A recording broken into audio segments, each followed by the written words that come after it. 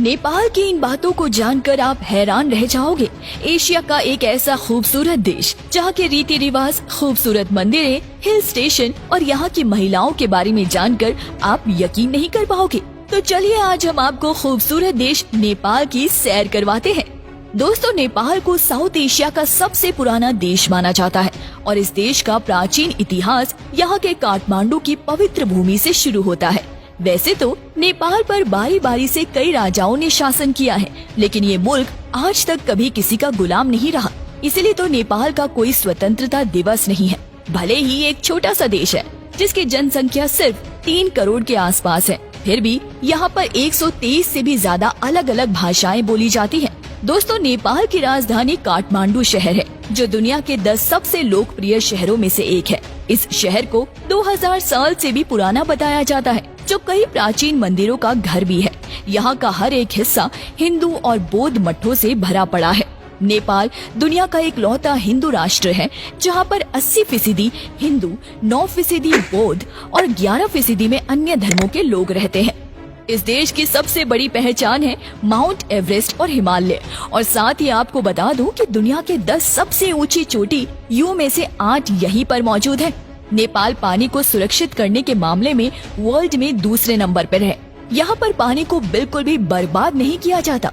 आपको जानकर हैरानी होगी कि यहाँ ज्यादातर लोग गरीब हैं, जिसका कारण है फैक्ट्रीज और बड़ी कंपनीज का यहाँ पर न आना।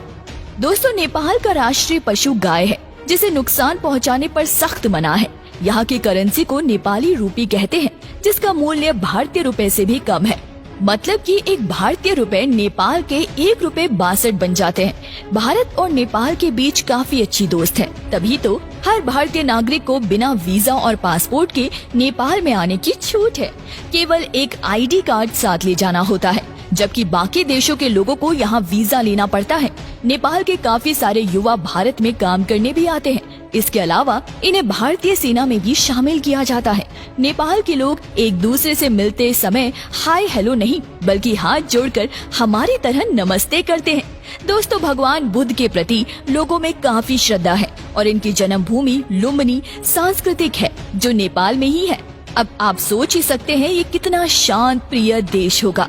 यहाँ कभी धर्म या जाति के नाम पर कोई झगड़ा नहीं हुआ। नेपाल में टाइम जोन के मुताबिक नहीं, बल्कि माउंट एवरेस्ट के आधार पर चलता है। इसलिए यहाँ का टाइम दुनिया के समय से 45 मिनट पीछे रहता है।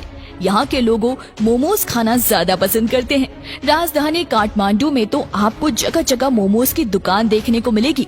नेपाल अपने जंगली जानवरों, खतरनाक सड़कों और मुश्किल भरी उड़ान वाले एयरपोर्ट के लिए भी जाना जाता है, जिसका सबसे बड़ा उदाहरण है लुकला एयरपोर्ट। राजधानी काठमांडू के अलावा पोखरा शहर अपनी झीलों, शांत हवा, पक्षियों की आवाज के चलते पर्यटकों को आकर्षित करता है। झीलों के किनारे ऐसी खूबसूरती यहाँ देखने को मिलती है कि आने वाले लोग अपने सारे दर्द और गम भूल जाते हैं।